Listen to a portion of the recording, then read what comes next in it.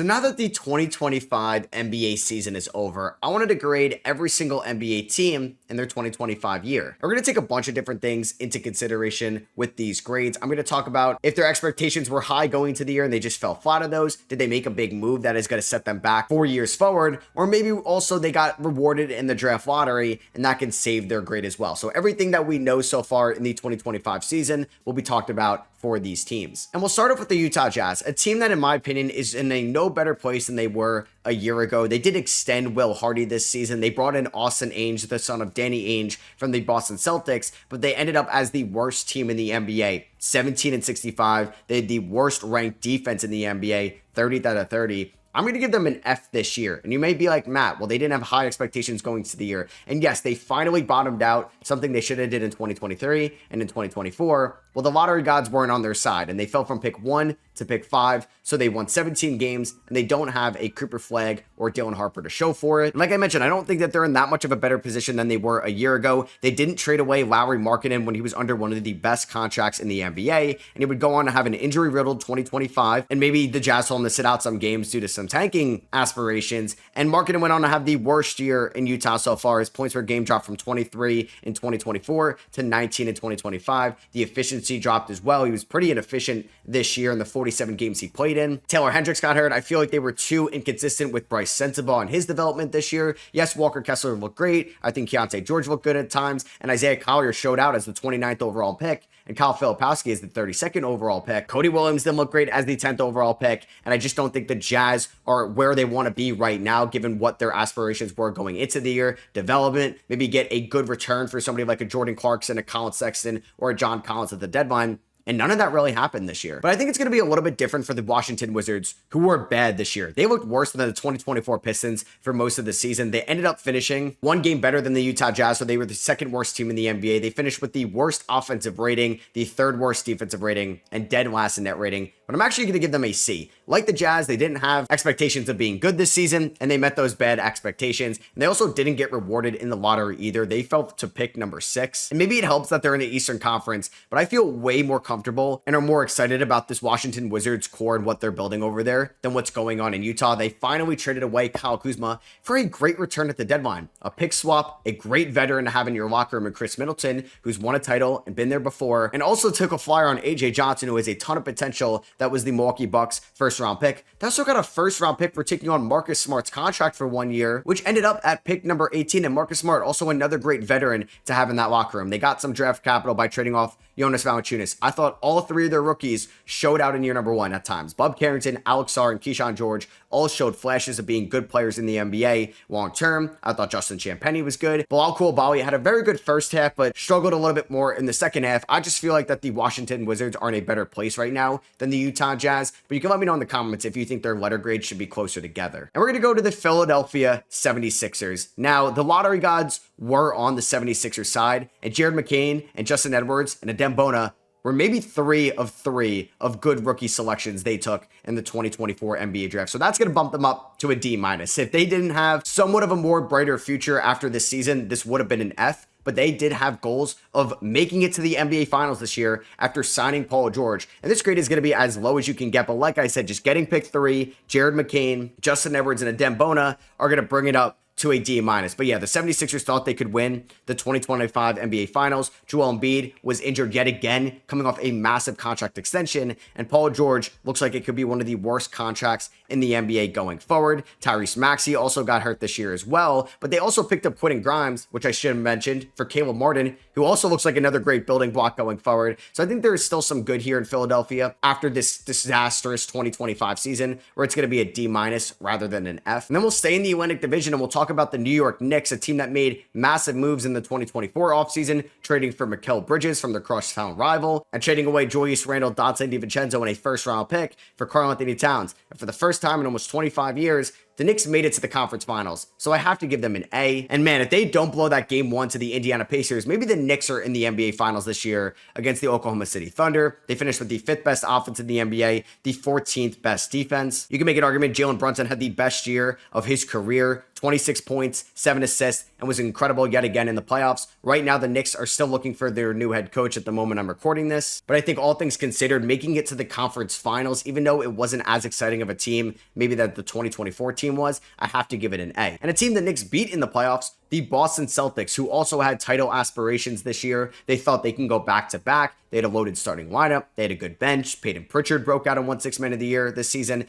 they won 61 regular season games. I am going to give them a B, though. I don't think it should be worse than this, just given how good the regular season was. They were the number 2 ranked offense, the number 5 ranked defense. Jason Tatum, Jaylen Brown, and Derek White were all incredible at times this year for Boston, and they ended up beating the Orlando Magic in a physical round 1. But just those 2 blown losses to the New York Knicks maybe drop this from like a B+ or an A- all the way down to a B.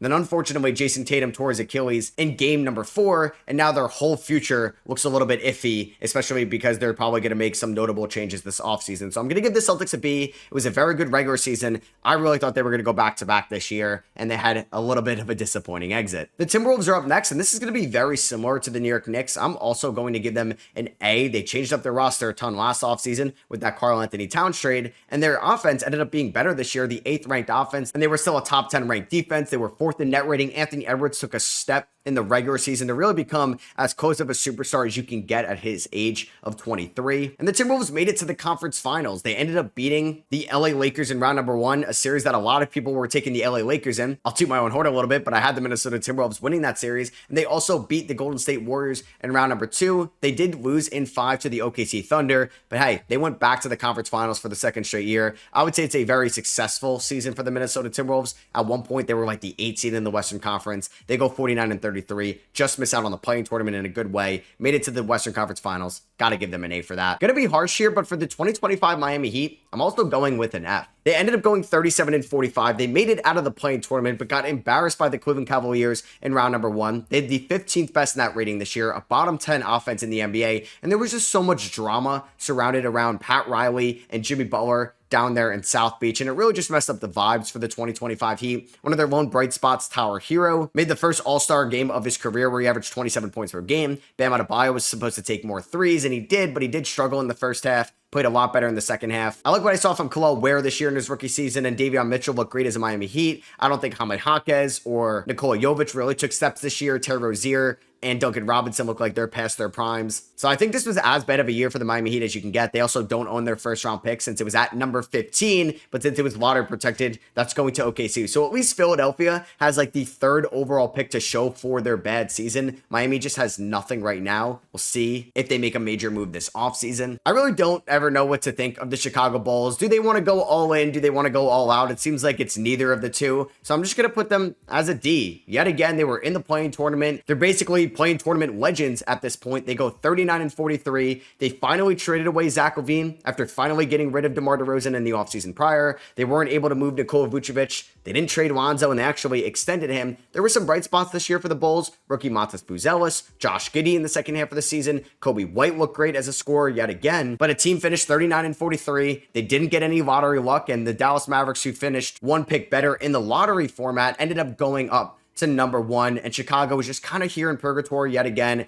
I'm giving it a D. I just don't feel like they're in that much of a better position than they were a year ago, but I am excited about Matas Buzelis going forward. And I'm going to be more generous about my next team here that was also in the playing tournament, but they didn't make it out of it, the Atlanta Hawks. The Hawks went 40-42. We knew that they didn't have their first round pick this year from the DeJounte Murray trade back in the offseason of 2022, but we saw the big move they made in the 2024 offseason, the Dyson Daniels DeJounte Murray trade, looked great for them this year, as Dyson Daniels ended up winning most improved player. He ended up on all defensive first team as well. And Daniels averaged 3 steals a night. Jalen Johnson looked great before his injury. Zachary Sachet showed flashes. Onyeka Okongwu spaced the floor late in the year. We saw flashes from Mohamed Gay. They did trade away DeAndre Hunter, I think a little bit too soon in my opinion. But Karis LeVert, George Niang gave them some depth, and Trae Young was an all-star as well. I'm very high on the Atlanta Hawks going into the 2026 season. They also have the 13th overall pick from the Sacramento Kings. They have another first from the LA Lakers. Lakers. They can get creative this offseason. I was a little shocked when they fired Landry Fields. I'm going to give them a B- because I think the season was okay in the long term. And for the San Antonio Spurs, I'm going to give them a B+ this year. They ended up going 34-48, finishing 13th in the West. This was the last year Greg Popovich is coaching this team in his career. They were pretty much a bottom 10 team in offensive rating, net rating, and defensive rating overall. But they traded for De'Aaron Fox this season for, in my opinion, 50 cents on the dollar. They gave up guys like Zach Collins, Trey Jones, and not super valuable first-round picks for an all-star level point guard. Also, their rookie, Stephon Castle, won Rookie of the Year. Wemby looked like an all-NBA first-team guy in year number 2. And I think Devin Vassell looked better this year. You would have hoped for a little bit more development, maybe out of Jeremy Sohan in year number 3. But either way, I got to give the Spurs a B+. They got Fox this year. Castle won Rookie of the Year. I know they didn't make the playing tournament. Who cares? The future's very bright. They just got the number 2 overall pick. You could definitely make an argument this should be an A- or an A, given their future right now. I don't know what to say about the Dallas Mavericks. They really got bailed out with the draft lottery, so I'm just going to give them a D. This was a team that we thought could win the NBA Finals this year. They were in the NBA Finals last year. They had such a deep roster. They added Klay Thompson last offseason and Najee Marshall, but Luka had some injuries early in the year, same with Kyrie Irving, and then we all know what happened. They traded away Luka Doncic to the LA Lakers for Anthony Davis, Max Christie, and some draft capital. It may go down as the worst trade in NBA history, but who cares at this point, right? That is water under the bridge. This team ended up getting extremely, I don't even know if extremely is the right word, generational luck in the lottery this year where they got the number 1 overall pick, bailed out Nico Harrison in that front office. So they're going to be adding Cooper Flagg to an already good team. Kyrie Irving is going to be out the first half of next year. Anthony Davis is an incredible player when he's healthy, but this is a super deep team. They now have so many more options with trades this offseason. They can move Gafford. They can move PJ Washington if they want to. And they got not a generational prospect in Cooper Flagg, but a really good number 1 overall pick caliber player. So normally this would have been an F, especially if they didn't move up in the draft lottery. But since they got Cooper Flagg and they have Anthony Davis and Kyrie Irving, you can get excited about 2026. So I'll give it a D. It was an up and down season for the 2025 Denver Nuggets. They didn't make any drastic moves this year at the deadline. Some guys like Aaron Gordon, Jamal Murray, and Michael Porter Jr. had disappointing starts this year. Nikola Jokic maybe had the best year of his career and still didn't win MVP. And with 3 games left to go in the regular season, they fired Mike Malone, who won an NBA title as their head coach in 2023. They fired their general manager, Calvin Booth, but they ended up beating the LA Clippers in 7 games in round number 1. Christian Brown took a step this year. Russell Westbrook was a great addition from last offseason. And Jamal Murray stepped it up late in the year as well, and Jokic was being Jokic. And they also took the 68-win Oklahoma City Thunder to 7 games. That was one of the more impressive feats so far this season. So it's weird to feel about the 2025 Nuggets. I'm going to give them a B. If they lost to the Clippers in round number 1, this could have ended up being a C-, but I do think they're still a very good team in the Western Conference. We'll see if they make some type of notable move this offseason as well. And a team the Denver Nuggets beat in round number 1, the LA Clippers,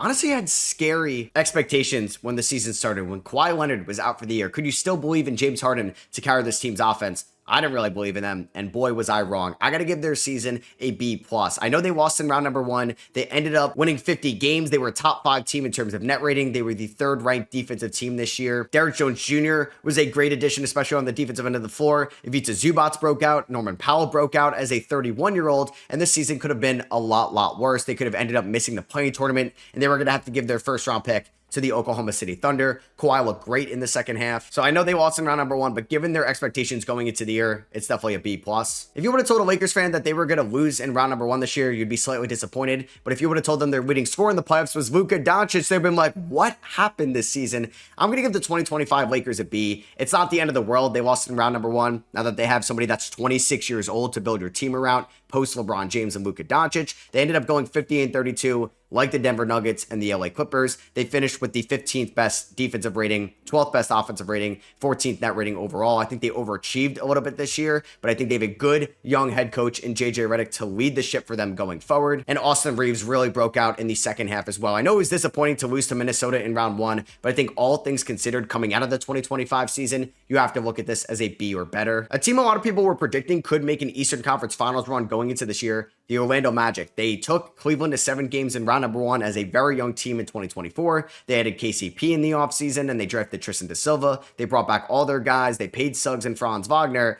but they ended up losing in round number 1 to the Boston Celtics. They finished as the second best defensive team, but one of the worst offensive teams this year, and the worst shooting team as well. KCP did not look great under that new extension. Anthony Black didn't take maybe the steps you would have liked going forward. Wendell Carter Jr. took a step back. I think Jett Howard didn't take any steps forward either. And Jonathan Isaac averaged 5.4 points per game. But Paolo Banchero, who looked great at times this year, got hurt. Franz Wagner, who also looked great at times this year, got hurt. Jalen Suggs got hurt. Mo Wagner tore his ACL. This team was extremely banged up, and they still finished the season very strong. So I'm going to give them a C. They definitely had higher goals than losing in round number 1 in 5 games. And obviously, we all know now they recently went out and traded 4 first-round picks, KCP and Cole Anthony, for Desmond Bane. I do think their future was already bright, even if they didn't make this trade, given their young 3 guys of Franz, Suggs, and Paolo Banchero. But I am a little bit more excited about Orlando Magic basketball in 2026 since they got a shooter. But this isn't going to change my grade too much right now, so I'm going to give it a C after their 2025 season. Given how injured they were in 2024, if you told a Memphis Grizzlies fan or maybe somebody in their organization that you guys were going to win 48 games in 2025, you'd be okay with that, but it doesn't feel like a positive 48 game season. They also fired Taylor Jenkins with 9 games to go late in the year. They were the number 6 team overall net rating wise. They were a top 10 offense, top 10 defense. Ja Morant didn't look like typical Ja Morant throughout the first half, but looked great in the second half. Desmond Bane took strides as a playmaker. Jaren Jackson Jr. had the best year of his career, but they cut the cord on the Marcus Smart experiment, having to trade away their first round pick this year to dump them to Washington, D.C. Jake LaRavia, a 2022 first round pick, was basically sent off to Sacramento for nothing, ending that terrible draft class of LaRavia and Roddy in the 2022 first round. They did have some good rookies though. Jalen Wells and Zach Edey were some of the best rookies in the NBA this year, but Gigi Jackson and Vince Williams maybe didn't take steps forward as they would have liked. I'm going to give it a C-. It was a weird season for the Memphis Grizzlies, and it does feel like it's even more weird right now over in Memphis after trading away Desmond Bane, not waving the white flag on the 2026 season, but kind of punting it in a way to go all in around Ja Morant and Jaren Jackson Jr. It does feel like Zach Kleiman, the main decision maker over there in Memphis, is going to reshape this roster around their 2-star players. So that's not going to change their letter grade from this past year, but I guess I'm a little bit lower on Memphis, at least competing in 2026, now that they traded away Desmond Bane. And I'm also going to give the 2025 Milwaukee Bucks a C- as well. They went 48-34 like the Memphis Grizzlies. They were never super intimidating throughout the regular season. They finished 11th in net rating, basically the same in offensive rating and defensive rating. And Giannis Antetokounmpo looked like an MVP caliber player this year. He finished 3rd in voting, averaged 30 points, 12 rebounds, and 6.5 assists. I didn't really like the Kyle Kuzma trade when it happened, and it hasn't aged the best. Bobby Portis got suspended this year. Chris Middleton was dealt with some injuries and then was sent off to Washington, D.C. The Marjon Beauchamp for Kevin Porter Jr. trade looked great, but they didn't really develop their young core, something they haven't been able to do in years past. And Brook Lopez may leave in the offseason. I don't love Doc Rivers as a head coach, but it does feel like Giannis Antetokounmpo was coming back. And then Damian Lillard tore his Achilles. There was just so much negative to the 2025 Bucks. They ended up having somewhat of a competitive series against the Pacers. They definitely could have won that game number 5. I'm going to give them a C-. I don't think they belong in that D tier, but a team that is going to go in that D tier that had their season basically decimated by injuries, but then some other things as well. The Pelicans. They're going to get a D. They went 21-61, and like the Jazz and the Wizards, they were not rewarded in the lottery. They're going to be picking 7th in the 2025 draft. Zion was banged up yet again. Same old story, but when he's out there, he looks incredible. Also had some off-the-court issues as well. Brandon Ingram got hurt this year and then was traded for basically 10 cents on the dollar to the Toronto Raptors. Trey Murphy was one of their lone bright spots this year, but he also missed 29 games. CJ McCollum missed 26 games. DeJounte Murray got hurt in his first game this year and then struggled when he came back and then tore his Achilles in 31 games this year, shooting 39% from the field, 29% from 3. Jordan Hawkins missed 26 games and did not shoot the ball well this year. Herb Jones missed 52 games, and Yves Missi was also another lone bright spot for this team going forward. I just don't think they're in a much better position than they were a year ago. They fired David Griffin. They were a tough watch this year, and not a lot of their young guys took steps going forward, either due to play or injuries. I don't know if they belong in the F. Maybe they should be better given how competitive they were, but I'm going to give the 2025 Nets also a D this season. Like the Pelicans, they were not a great team in the regular season. They went 26-56, the 4th worst net rating, and they fell in the lottery. They're picking at the number 8 overall pick when they were supposed to lose a couple more games this year after trading away Mikal Bridges last offseason. They did trade away guys like Dennis Schroeder and Dorian Finney-Smith this year, but they didn't trade away Cam Johnson or Nick Claxton if there was an offer on the table. I also don't love this young core either. I think Noah Clowney showed flashes and Cam Thomas was solid at times, but he got injured this year. Derek Whitehead didn't take a step forward. I had to watch Killian Hayes and Drew Timme and Ben Simmons on my screen at one point when I was watching the Nets this year. I think Jordy Fernandez is a great coach going forward. They just don't really have a young core at the moment for for one of the worst teams in the league, and that's something that at least the Pelicans, the Jazz, the Wizards have going forward. But the Nets really need to build up this young core. They have 4 first-round picks in the draft. We'll see if Sean Marks can hit on at least 3 of them. I think the Sacramento Kings season has to be an F. They had maybe goals of making the playoffs this year as a top 6 seed, probably more expected to be a playing tournament team, in which they were, but they had to trade away their franchise star, De'Aaron Fox, their second best player in the last 15 years after DeMarcus Cousins. He kind of hinted that he was not going to sign an extension with them after next year, so they traded him to San Antonio for Zach LaVine and some B-tier draft picks. They got a Hornets lottery protected first this year. That's going to turn into some seconds. They didn't get any of the Atlanta Hawks picks going forward. They didn't even get their pick back that they gave up to get DeMar DeRozan the year prior. I don't know how they weren't able to get that back. They fired their head coach in Mike Brown. They fired their general manager in Monte McNair. Keegan Murray didn't take a step going forward. Devin Carter was banged up for most of the year. Did not look good when he was out there either. We basically have the Chicago Bulls 2.0 with now Zach LaVine and DeMar DeRozan in Sacramento. They don't have a great young core either, and I expect them to make some type of moves this offseason. And they don't even have their first round pick to show for it either. That's going to Atlanta at number 13 from the Kevin Huerter trade. A top 12 protected pick and you lose it at number 13. Just feels like a Kings situation. I do like Doug Christie as their guy going forward, but I have to give the 2025 Kings an F because they had such a bright future a couple years ago.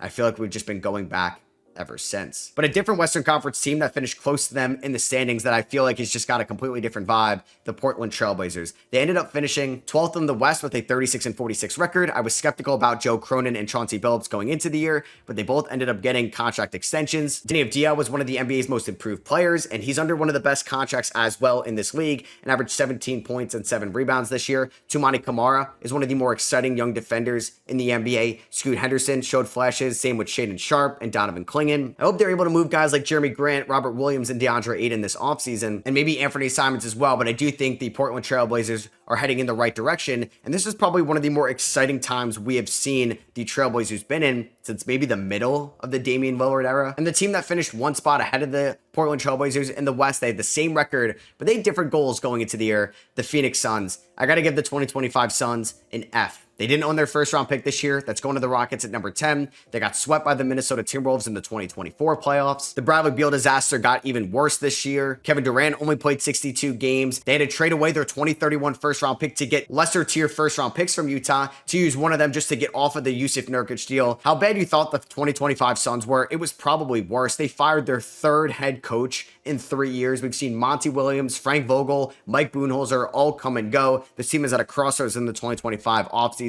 They're definitely an F. And we're going to go to one of the worst teams in the Eastern Conference this year, joining the Washington Wizards, the 76ers, and the Brooklyn Nets, the Hornets. I thought the Hornets could have been similar to the Detroit Pistons this year, and they could have taken a leap. That did not happen. They were the 3rd worst team in terms of net rating this year, one of the worst offenses in the league. Yet again, LaMelo Ball was banged up, and he only appeared in 47 games in 2025. Brandon Miller only played 27 games in year 2. Grant Williams only played 16 games. Mark Williams was traded this year and only appeared in 44 games, missing a bunch of time in the first half. Trey Mann only played 13 games, and Tijon Salon was one of the worst rookies after being drafted 6th overall. This Hornets team is also in an interesting spot going into the 2025 offseason. They didn't drop in the lottery. They're picking at number 4, so we'll see what they end up doing on draft night, but they just got to add as much talent as possible because this team is still bad. But we're going to be more positive with my next team here, the Houston Rockets. Ever since hiring Ime Udoka, they've been better and better. 22-16, 2023, in the last year with Steven Silas. 2024 with Udoka, they go 41-41.